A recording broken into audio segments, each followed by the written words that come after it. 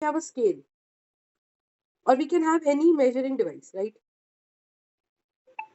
It could be used to measure a volume or mass or length. You understand? Now, when we have to measure a device or volume or mass or length, whatever it is, right? Right? So now let's suppose every device has a limitation, right? Every device has a certain kind of limitation. And what is that limitation for that particular device? Just understand. What is that limitation for that device? The limitation is the limitation is that that the limitation is that that sometimes there is an error while measuring. Let's suppose there's a scale, right? So it is a possibility that in the markings done, the markings are not done properly. The markings are feeble or feebly marked, right? And the markings are not clearly visible. Sometimes it is also happening that in the scale, the observer is not able to take the correct observation. And instead of writing 3.2, the person has written down 3.1, or the person has written down 3.3. So the person is very sure that yes, definitely the length is 3 centimeters, but the error arises in the last digit. Do you understand my point? Because the person is not very sure if the length of a particular line or line segment is 3.2 or 3.1 or 3.3. So it could be due to multiple reasons, right? Either the markings are not correct. You understand? Either the markings are not correct, or there is a possibility that if the markings are not correct, then what extra is the possibility? What extra is the possibility? Just tell me. Just tell me. Right? The markings are not properly marked, or the observer has not been able to see the markings, etc. So when this is happening, that is a concept. So when this is happening, that is a concept. You understand? So when we have a certain scale and we have the last digit, okay? So the limitation is the error, right? So what is significant figure? The significant figure in a measurement. So I'm very sure, I'm very certain. Certain means being sure that definitely the length is 3 centimeters, but I have a doubt in 2, that whether this digit is 2 or 1 or 3. Are you understanding my point or not?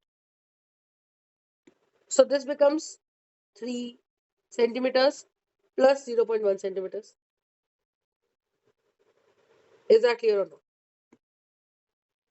Okay. So when we are talking about the significant figures, that is a sum of certain and non-certain digits or uncertain digits. So 3.2, one is certain and there is an error possibility in 2. So there are 2 significant figures in this digit. And out of the 2, one has, let's suppose if I say in a measurement there are 5 significant figures. So that means 1 is definitely the error digit and 4 are certain digits. Are you understanding my point or not? Are you sure? Are you sure?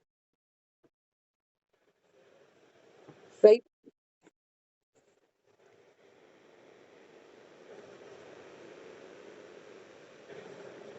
Huh? Huh?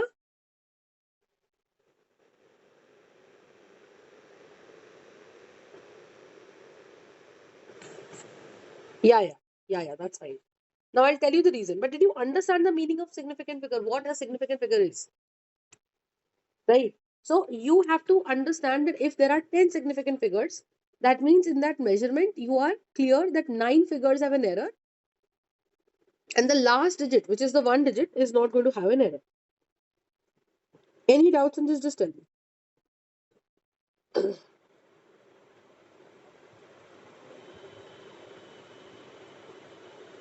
Yes or no? Right? Now understand. Now understand. Now the point is, now the point is, now let's suppose if I give you this condition, if I say 2.00, and I ask you that how many significant figures are there. So basically, zeros after decimal point are significant. Okay, are significant. So zeros after decimal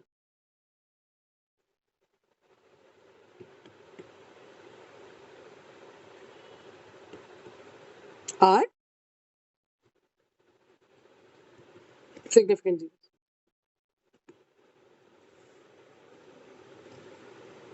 Is that clear? If I write down 2.0, so how many significant digits are there here? 2. In 2.00, how many significant figures? 1, 2, and 3. 3. If I write down 5006, so we have 4 significant figures.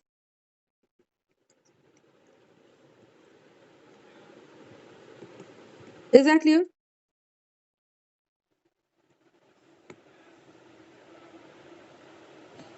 Right. So that is 4 significant digits. Any doubts on this? Are you sure? Now understand. So let's suppose if I say 2 centimeters. How many significant digits? 1. But if I simply write down 2, it has infinite significant digits.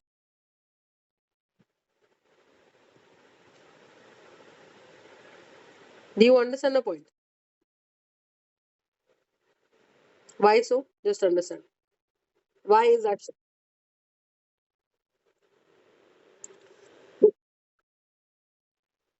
2.00, 2.000, 2.0000. So if you have a unit written, then we do not understand that as this. You understand? So either we have 2 centimeters or we have this centimeter. Any doubts in this? Any doubts in this? Just tell me. Sure?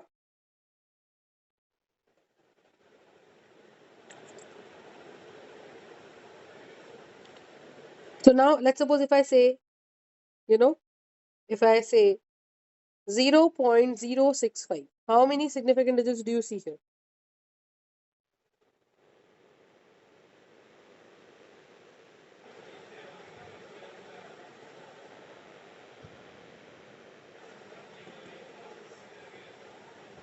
Are you sure?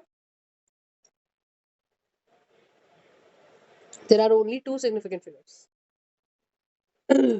Yeah. This 0 is not countable. Only 2 significant figures are counted. Zeros are generally not counted, but zeros exactly, right? So basically, this is my first non-zero digit. So just to the left of my first non-zero digit, this 0 is not significant. So if you have a question like 0.0052, you still have 2 significant figures in this. Are you understanding?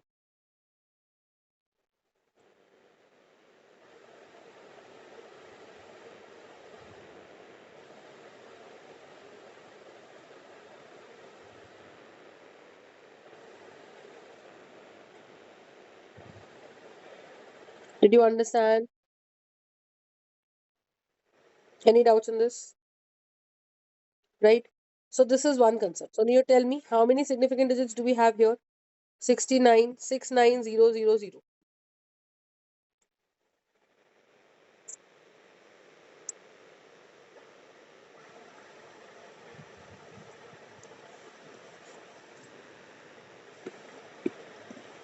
So we have 2 significant figures.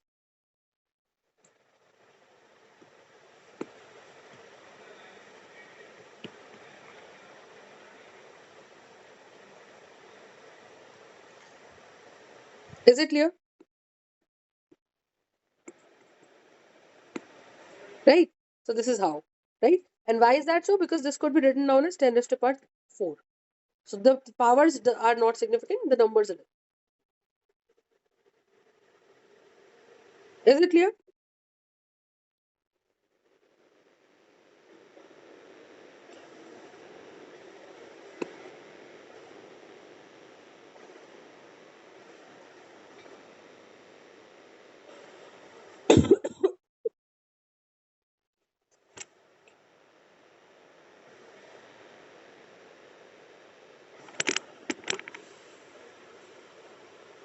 Is it clear? Sure. So if I write on 1.000, tell me.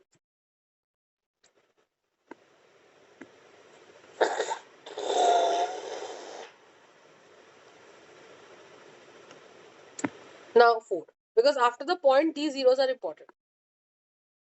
But if I write down 0.0012, then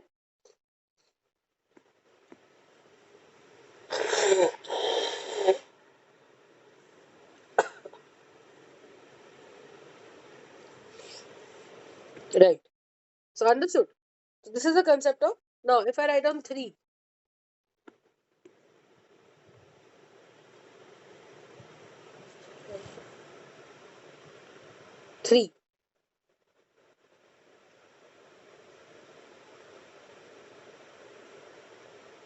how many significant figures? Infinite. Good job. Understood the point? Okay. Next topic is compound interest.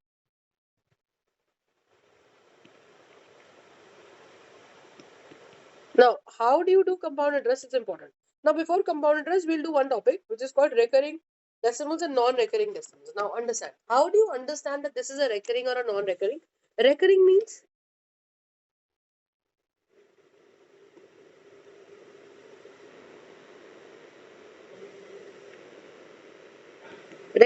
non-repeating, and non-recurring means non-repeating. It doesn't repeat. So, when it doesn't repeat, it is what?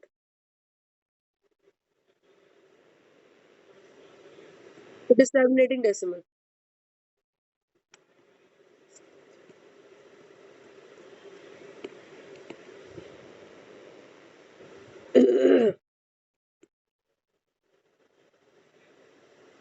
Are you understanding? And non-recurring is terminating, right? Now, let's suppose if I give you 6 over 30, and if I ask you that, tell me whether it is a repeating decimal or a non-repeating decimal, or if I give you 7 over 30. Now, what do? You prime factorize the denominator. It is 7 over 30, am I right? So, it was going to be what?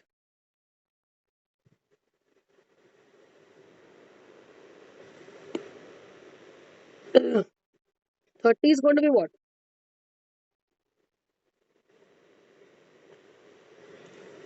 Are you understanding? That's 2 times 3 times 5. Are you understanding? Right? So, here in the denominator, listen to me. Here in the denominator, we must have only 2's and 3, only 2's and 5's.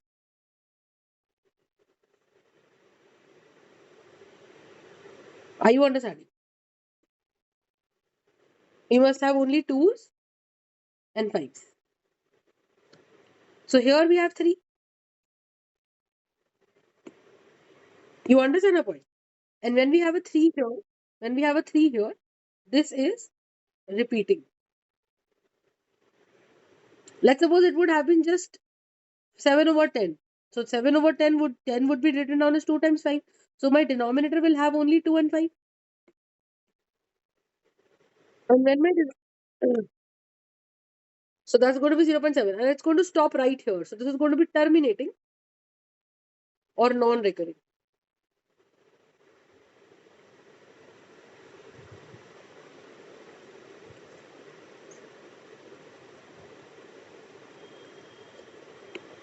Is it clear?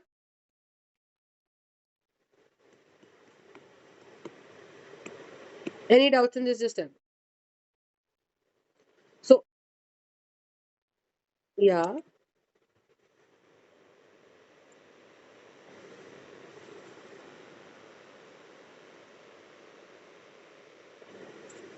Yeah, I'll just tell you. Now it's very simple. I'll tell you how. Okay. I'll tell you one. Got it. Got your point. Now listen to me. Now let's suppose if I have some fraction we have is 1.7777777777. Yes or no? And this is repeating. So this is basically repeating and non-terminating. That means it is neither stopping nor it is repeating. It is neither not. So there might be a fraction that is 1.732654317. Some every time a new number is coming up. So then it is what? It is neither, it is non-repeating, non-terminating. Neither it is stopping nor it is repeating. Now you see, after one decimal point, only one digit is getting repeated, right, Aryan? Right? Now, what you do is you multiply both sides with 10. Why 10? Because I know that multiplying both sides with 10 will do what? So it becomes 10x. So when you multiply this with 10, the decimal shifts to the right and it becomes 17.777777. Are you understanding my point? So 10x is 17.7777 and x is 1.7777. Now understand, what is the purpose of multiplying with 10? Because after the decimal, what do you think we have? This becomes all 0, 0, 0, 0, 0, 0, and this becomes 16. So x here becomes what?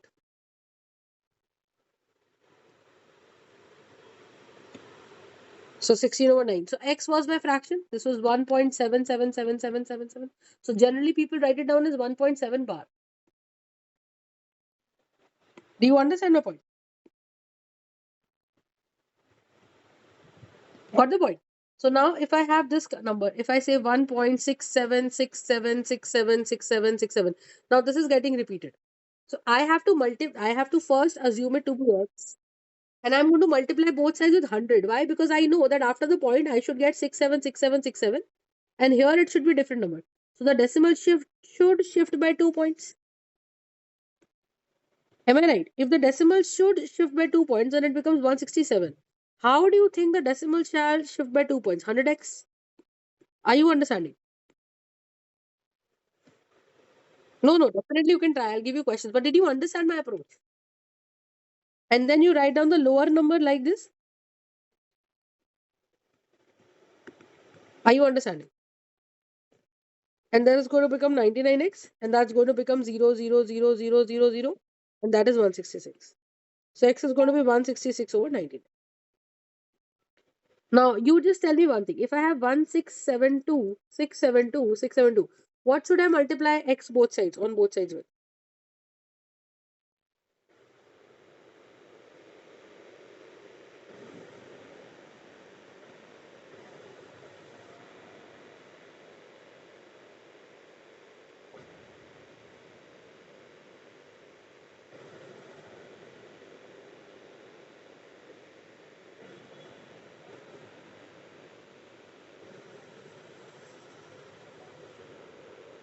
Right. That means 1000. So 1000x would be 1672, and point just under the point there should be a point. And then you should get 672, 672, 672, 672. So again 672 comes here. When I shift this point 3 steps forward. So what do you think we have? And when this comes out, it becomes 9 and x6.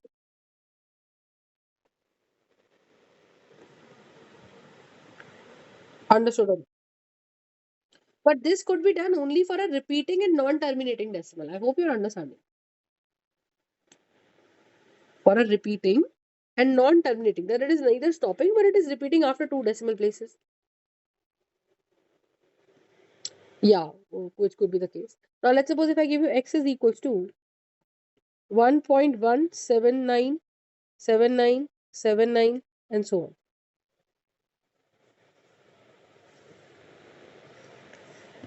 Now this is the number and they want you to sort of solve it. Now, how would you solve this?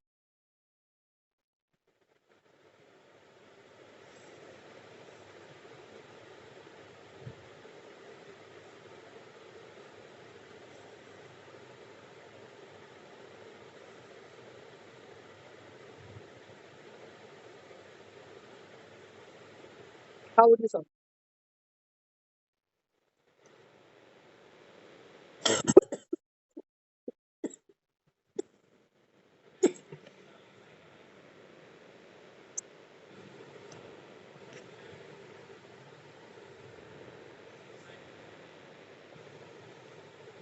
You can't annotate?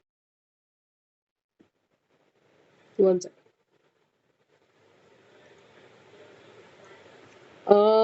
Where do I give you the permission to annotate? One second.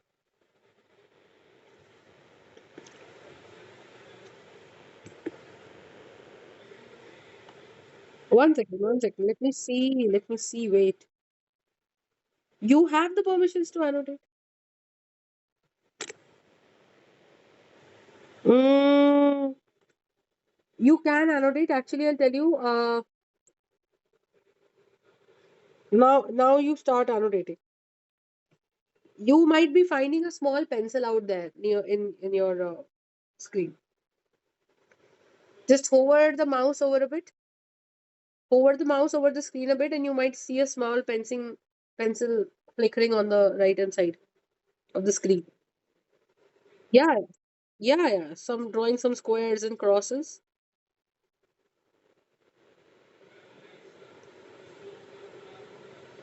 No. Now I'll tell you how. It's a new type. Now understand. Now the point is right here, right? Do you see the red point?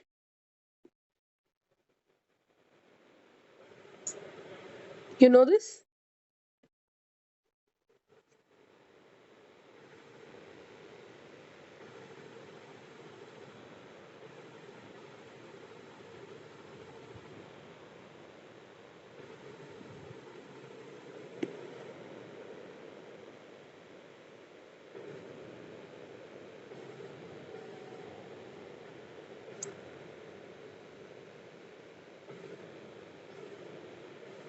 Good job.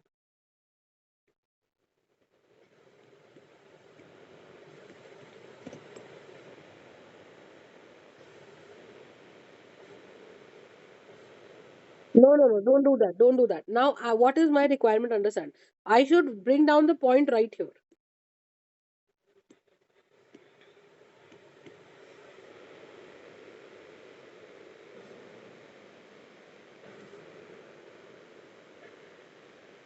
Just below the 7, we should get another 7. So I have to shift the points by two more steps. So should I multiply this both sides with 100 more?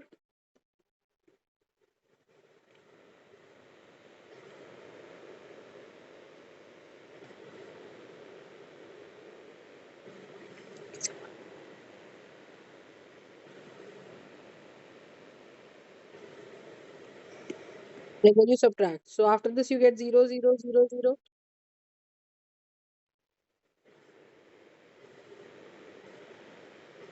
and that is 9.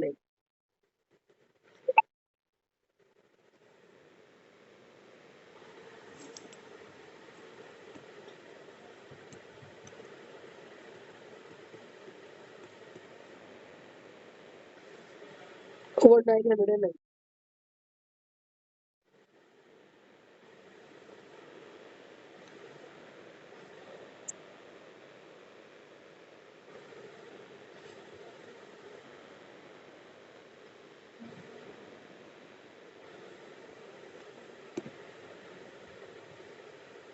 Good job. So you can convert the recurring decimal also into a non-recurring decimal. Okay. Right. Yeah. But I'm just saying, would you be able to attempt questions like that? Okay. Now, last question. If I'm writing it down like this, you know?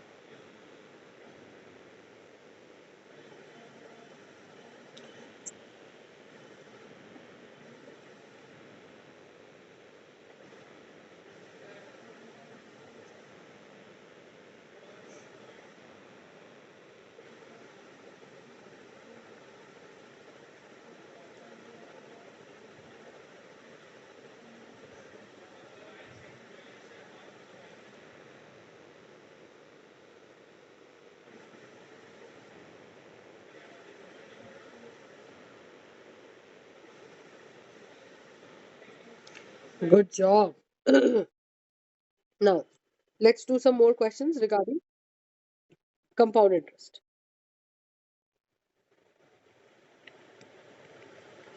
That's the last topic left. Would you be able to try questions on exponents and powers? And did you got the grades for science exam? Sure. How much are you expecting? Huh?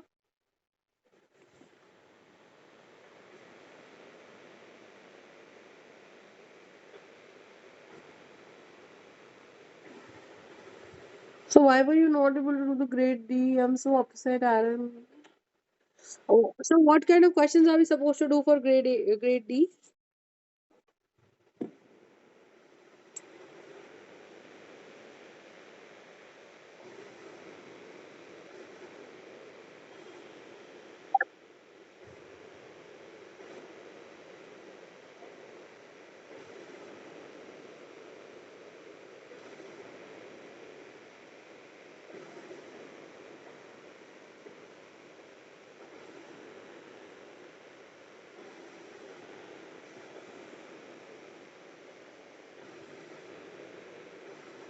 Oh, so basically, okay, I got the point. Basically, the physical applications of it in the real life is criterion D.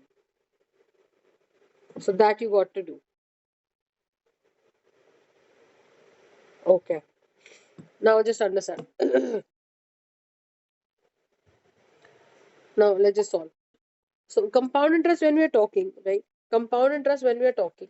Understand. What is the basic logic of compound interest? Do you know that, Aaron?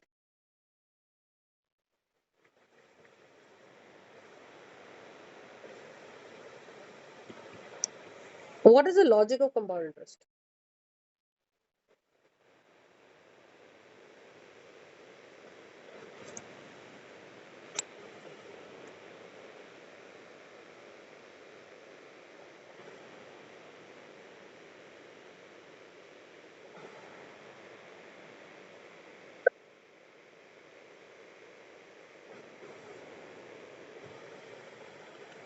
No. Obviously, simple interest. But do we see? Let's suppose I give you some money for 3 years, and I say, okay, I'm going to charge 10% simple interest. And if I give you the same amount of money for 3 years, and I say that okay, I'm going to charge 10% per year compound interest. When you're returning back that money to me, you will have to pay me a larger amount. When? When would you be wanting to pay me a larger amount? In compound interest or in simple interest? No, in compound interest. I'll tell you how. See, understand. Let's suppose I deposit 100 rupees, right? So that's my principal. And the rate of interest is, let's suppose, 10%. And time is, let's say, 1 year.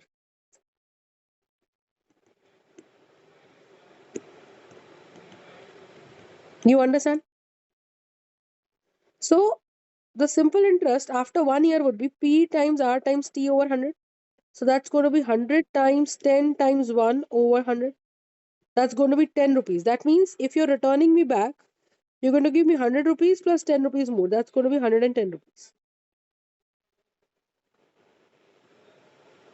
Yes or no?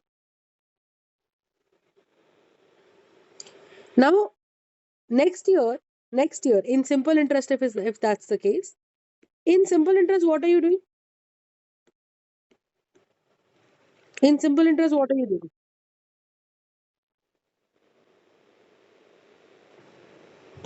doing? Right.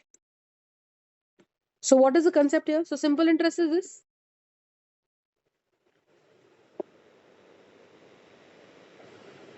Now, understand. Simple interest for second year, it considers your principal to be still 100 rupees. The rate percent still remains 10%. And now for extra one more year. So, that is your second year. So, from first year, from 2000, let's suppose 2001 to 2002, when you keep the money, you pay me 10 rupees extra. Now, let's suppose you ask me that, ma'am, I want to keep the money for one more year, that is from 2002 to 2003. I will consider your money, the borrowed money is going to be 100. So then my simple interest is going to be what? PRT over 100. That's going to be 100 times rate is going to be 10 times 1 over 100. So that's going to be 10. But in case of compound interest, you would understand the first year I have to give me 110 rupees. So this is my amount after my first year, right, Aaron? So the second year, I will consider my principal to be 110. It's like this kind of story. Let's suppose I have 100 rupees deposited in the bank. So after 1 year, bank gives me 10 rupees extra. Why? Because I am a rich person and I allow the bank to use my money. You understand? I allow the bank to use my money. So 110 rupees it becomes. So next year, after 1 year, the bank shall consider 110 rupees as my new principal. Do you understand? This is compound interest. So in compound interest, every year the principal changes. Every year the principal changes. And that principal increases also. You understand my point?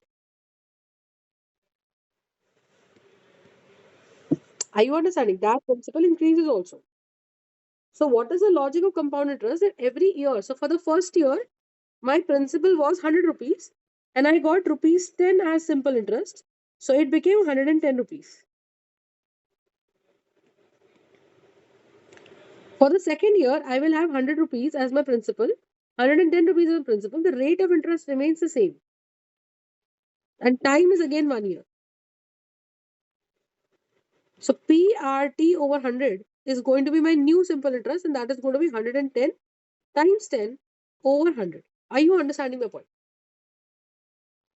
Any doubts in this? So that is going to be 11 rupees. So next year I'm going to get 11 rupees over 110 rupees as my simple interest. So for the third year, my starting principal would be 110 plus 11 rupees extra because I am not withdrawing my simple interest. Are you understanding? That is the concept. Any doubts in this, just tell me. Okay, that is the concept. So when we are talking about this particular part, that's going to be 121. So every year in compound interest,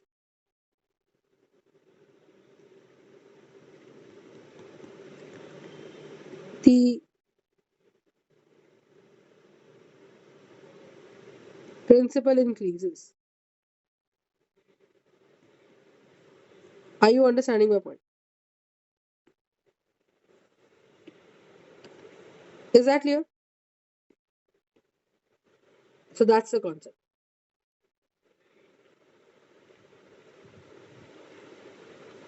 Yes or no?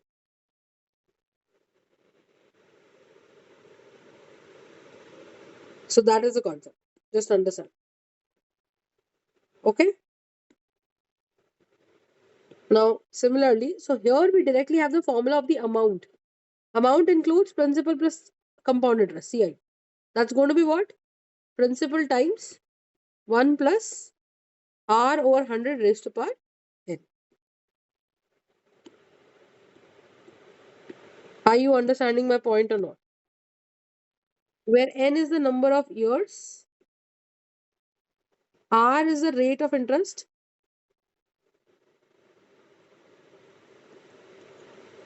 per annum. Per annum is per year.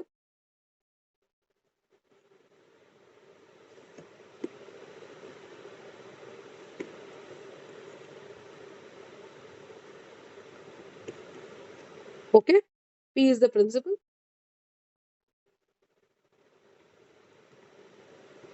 And that's it. A is the amount.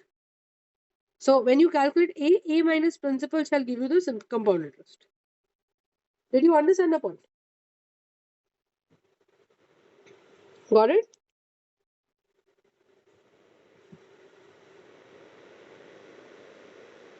Obviously, because I deposited pre-principal.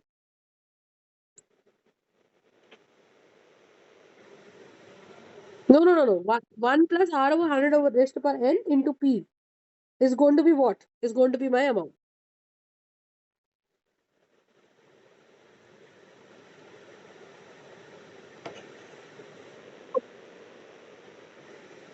Amount minus principal. The concept remains the same.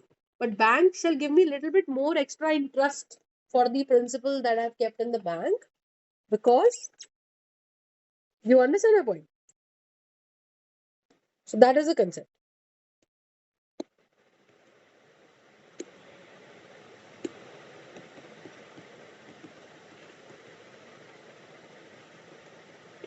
So principal plus compound interest is going to be my amount. Is that clear or not? Okay, that's the concept. Did you understand my point or not? Right? So that is P plus CI. So let's suppose if I give you these questions of compound interest, just see.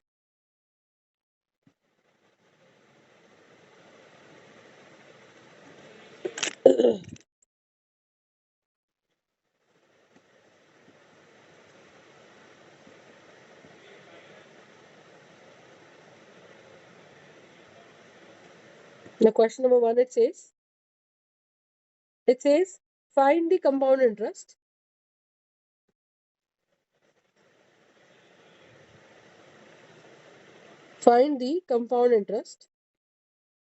on rupees 12,600 for 2 years at 10% per annum.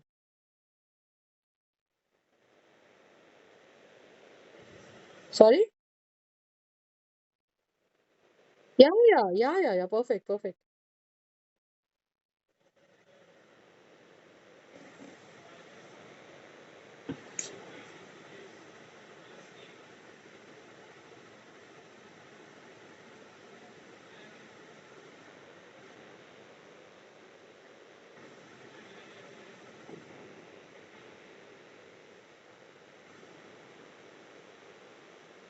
12,600.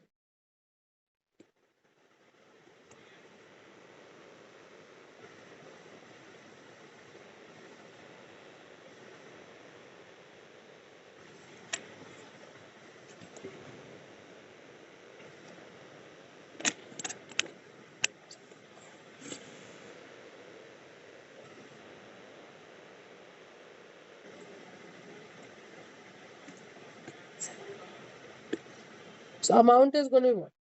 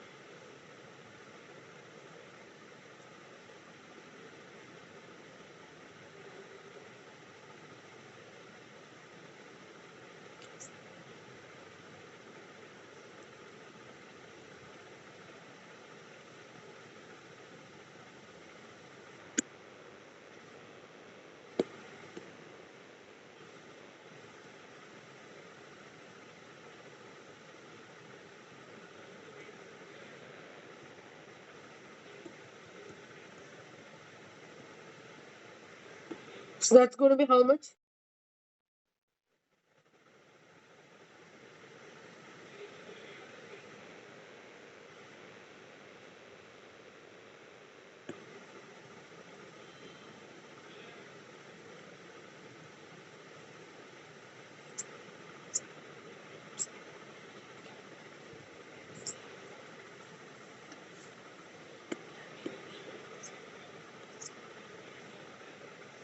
Is it clear?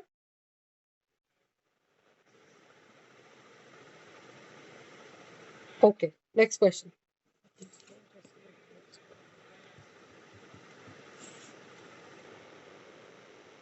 It says at what rate?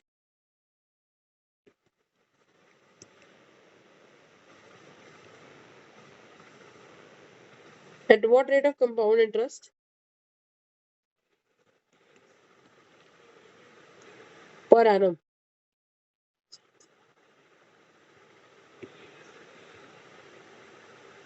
A sum of rupees.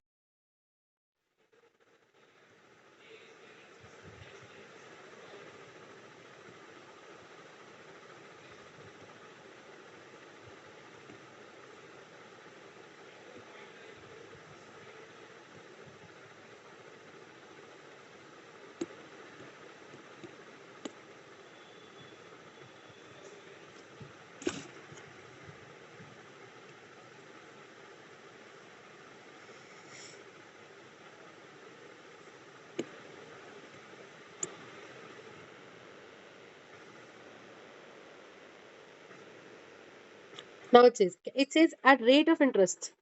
So basically, this is my amount and this is the principal. This is the time. Time is basically n in the formula. So I have the formula P into 1 plus R over 100 raised to power n. So amount is going to be 1342.32 is going to be 1200 into 1 plus R by 100 raised to power 2. Am I right? Now it is 1342.32 over 1200.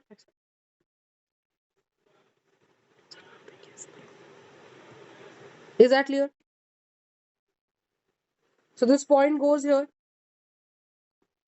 and that's going to be 134232 by 120000 and that's going to be 1 plus R over 100 raised to power 2.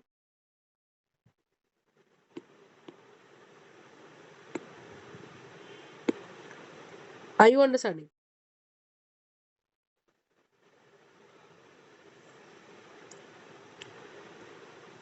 Do you understand? Now you have to find the under root of this basically because square root is there. So if you solve this, you have to find out whose square it is going to be. So let's suppose if I say this is 10,000 and 12 ones are 12, 12 ones are 12, 12 ones are 12. 12, it is not going to be 12. So I will have to see. So you have to keep cancelling it down and just see whose square root is this. Do you get the calculators to use on? Aaron? Yeah, so please check out whose square root it is.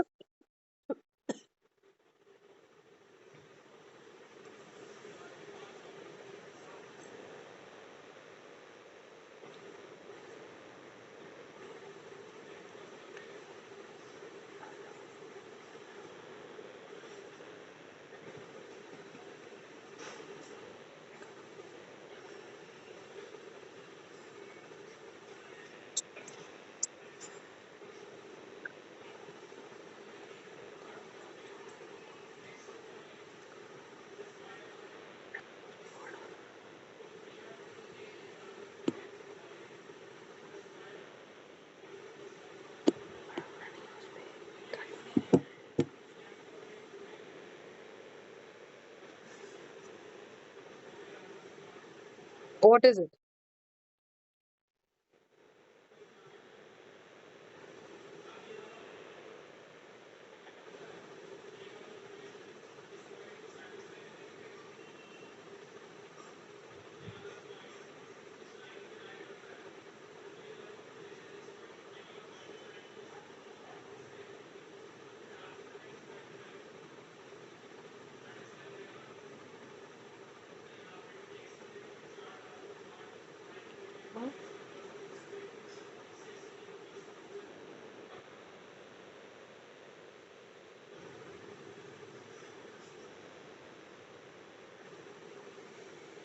1.0567 is going to be 1 plus R over 100.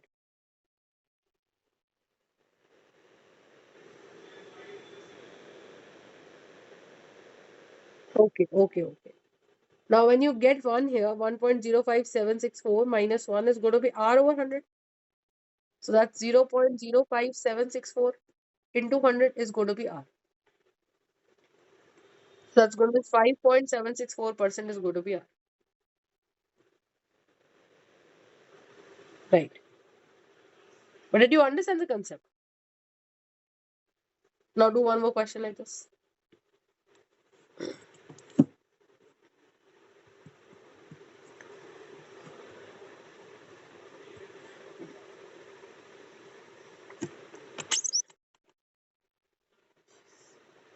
It says a TV was bought for rupees 21,000.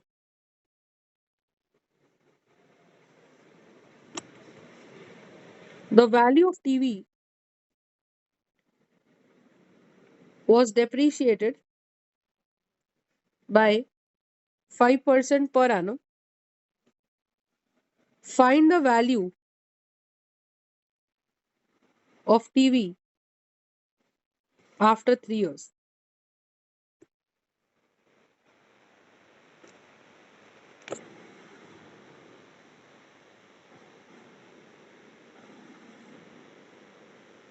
Right. But this time just tell me, will you use the formula principal into 1 plus R over 100 or 1 minus R over 100? 1 minus. Do it.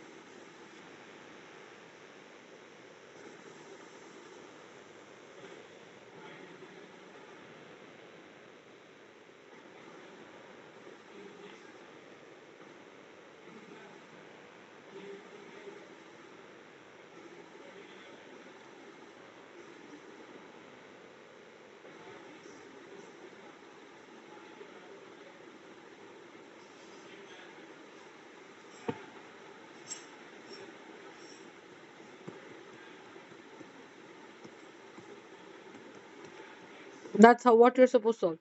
So let's keep that 21000. Make the denominator 100 by multiplying both sides. It becomes 95 over 100 into 95 over 100 into 95 over 100. Yes or no? Cube means multiplying the same number to itself 3 times. So 0 cancels 0, 1 0 cancels here. So you have 21 times 95 times 95 times 95 divided by 100. 1000.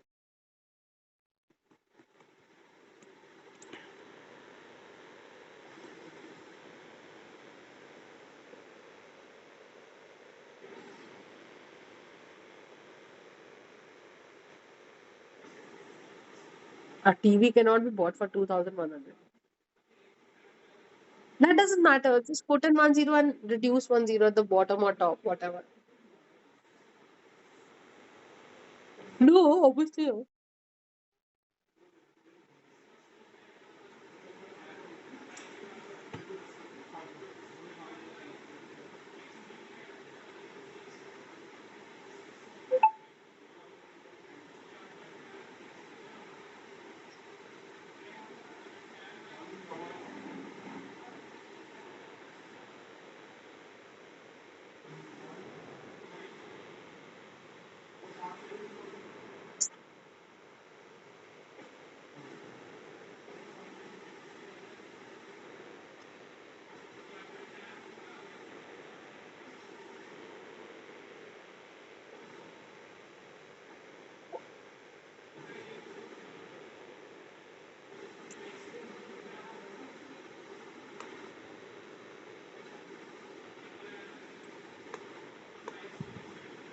Just solve it with the calculator and tell me the answer. Okay. Next question.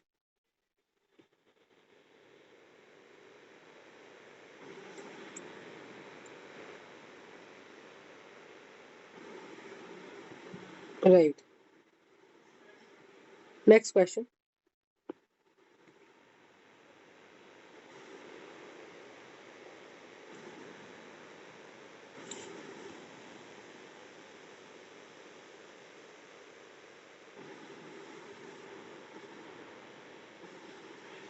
I'm just coming to that.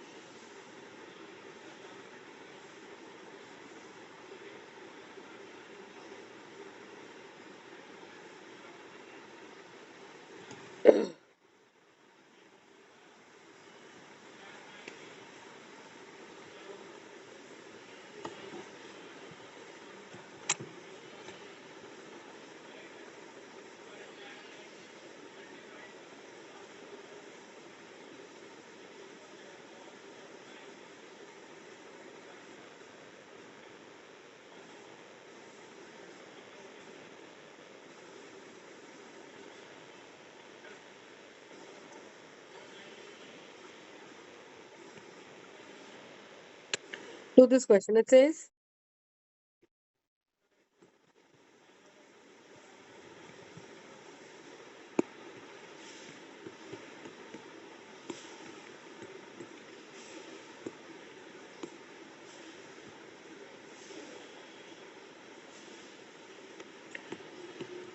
the population of a place increased to 54,000 in 2003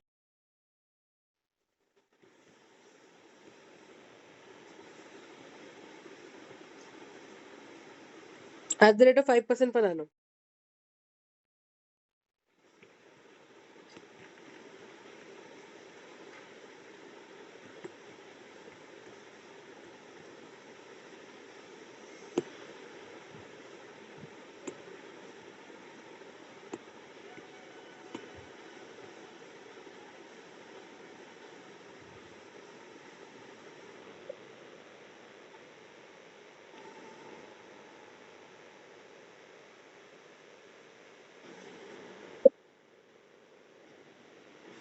Right. So there must be some population in 2001. Let that population be P. And from there on, it has been increasing at the rate of 5% per year, compounded annually. So we have amount is equals to principal times 1 plus R by 100 raised to power n. No, no, no, no, no, no, no, no. So amount is 54,000. So after some money, after 2 years, becomes 54,000. Understand it like that. Don't take it as a population. The population is increasing just like the money is increasing every year 5%. So some principle is this, and that's going to be 5 over 100 raised to power 2. So P was supposed to.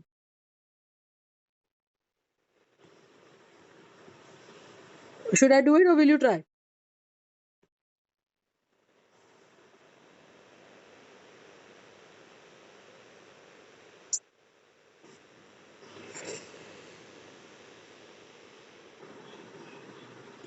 No, no, no.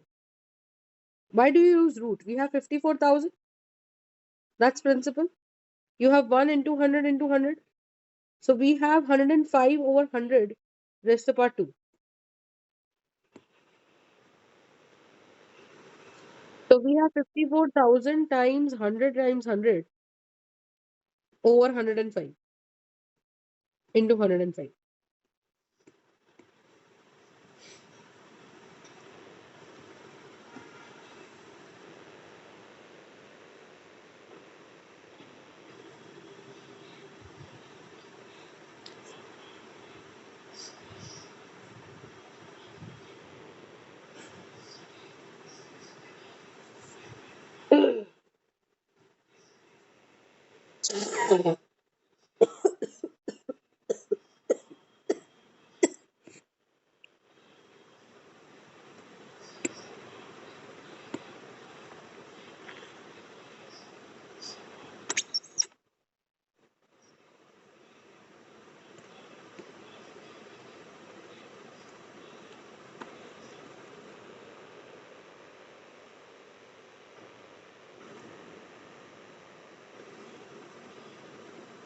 Whatever is the answer.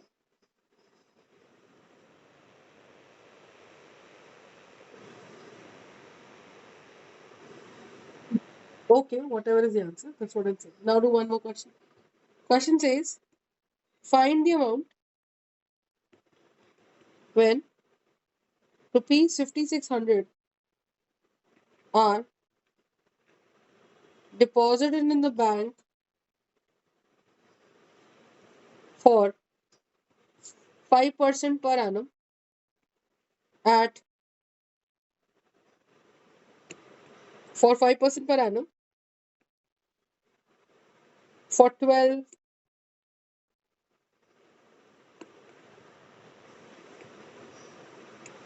for 3.5 years. 3.5 years basically means, yeah, 3.5 years. 3.5 means first 6 months, then next 6 months, and then next 6 months. So basically, here what do we do whenever we have this formula? See, that means what? That after 12 months, you get 5 rupees extra on rupees 100. Yes or no? But we are saying it is being compounded annually. It is being compounded half yearly. So half yearly compounding means what? That after 6 months you will get the extra amount. So after 12 months, if you're getting 5 rupees, that after 6 months, how much money would you be getting? Just half of it? 2.5.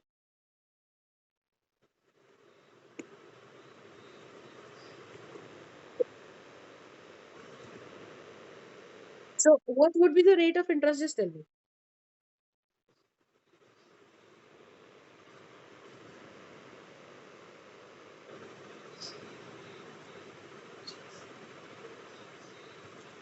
So amount is going to be how much? 5,600? The rate becomes half of it. So when you divide the rate with half, it becomes at the denominator 200. So whenever the question says it is becoming half yearly, what do you understand from this part?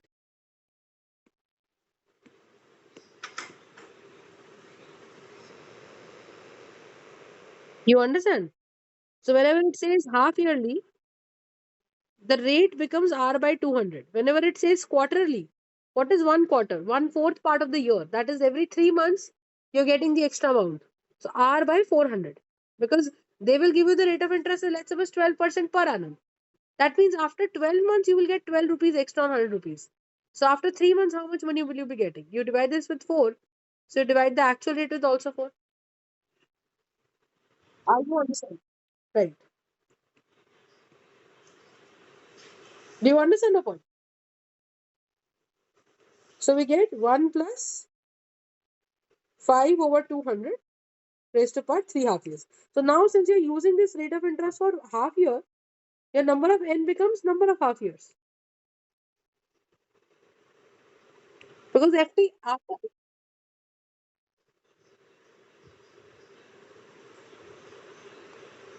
that's fine, but did you understood the concept or not? Would you be able to solve the questions now? So would you like me to wind up the class now or do some more questions? Okay. One second.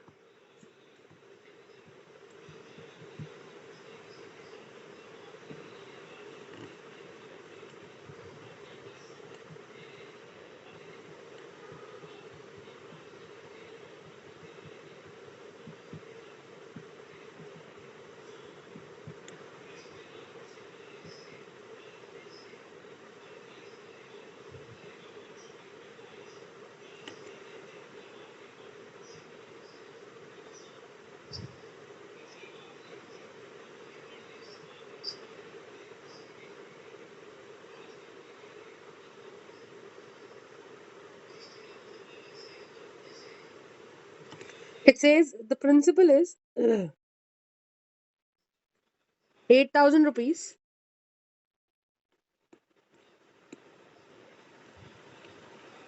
Rupees 8,000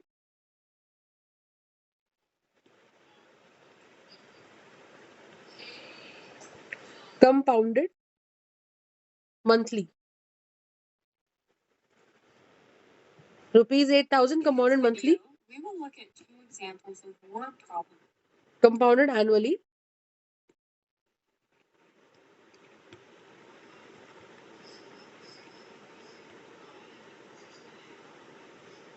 Rupees 8,000 compounded annually to rupees 12,000 at the rate of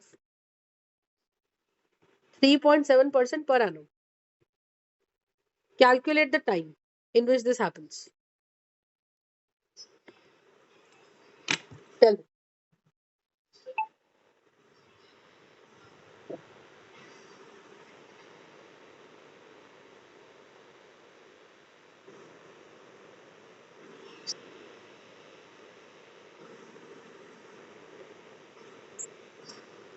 Right.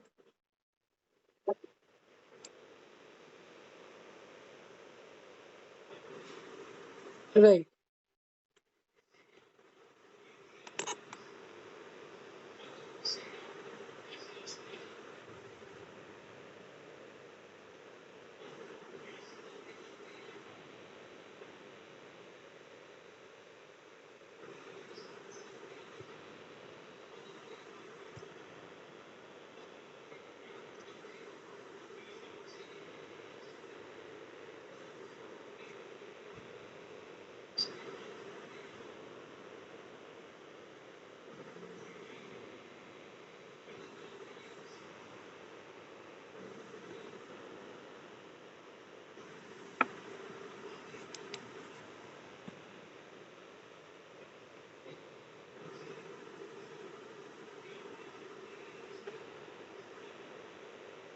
So 12,000 is the amount.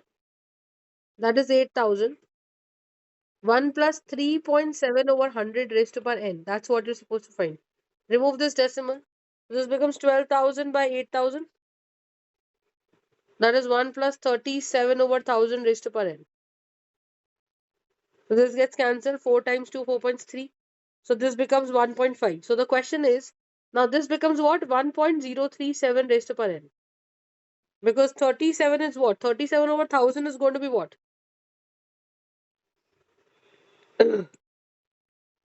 That is the point. Right. So that's going to be what? 1.5 equals to 1.06. Is it clear? So n is going to be what?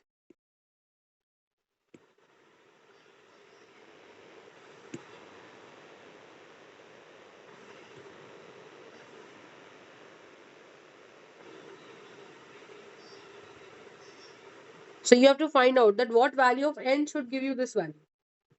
Isn't it? How would you solve this?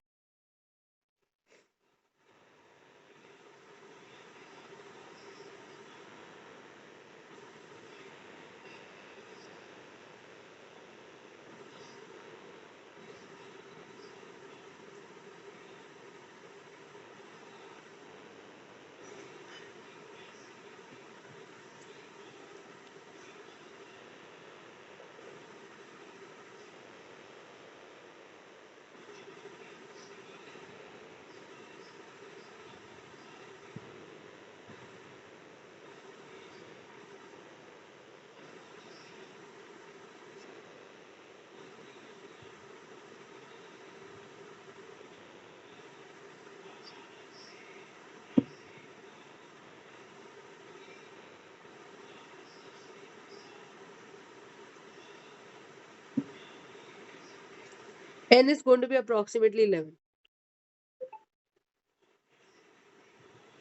Is this clear?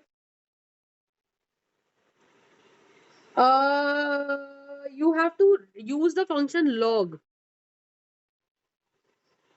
Divide log 1.5 divided by log 1.037. That's how you get n. You must be having a log in the calculator, yes or no? Yeah, divided by log 1.037.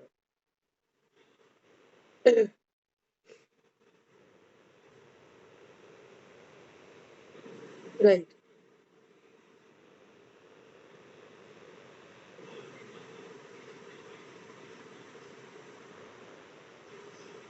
First, calculate the value of log 1.5.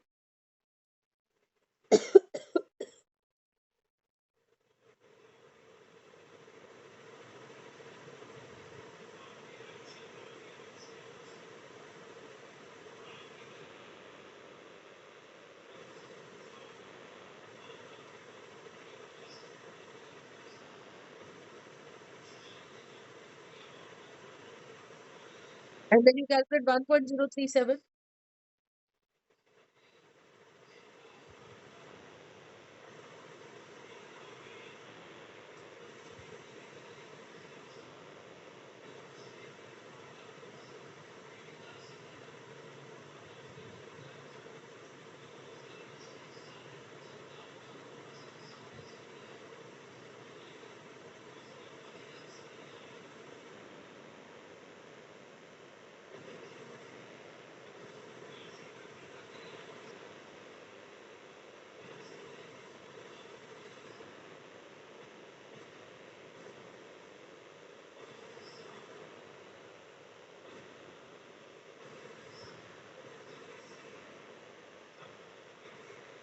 Is it clear?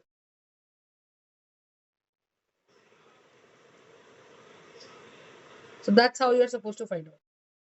So, but the easier option is to just, if you are allowed the calculator, then this is possible.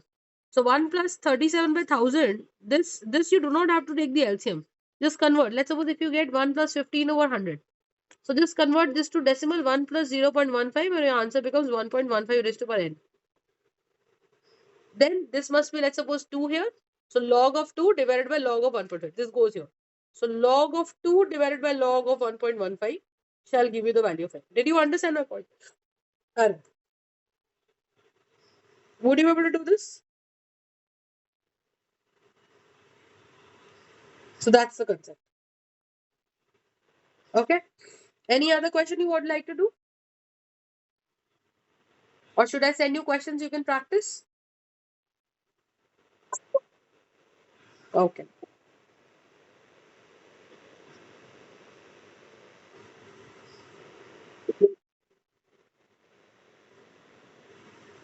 Tomorrow. Okay. So do well then.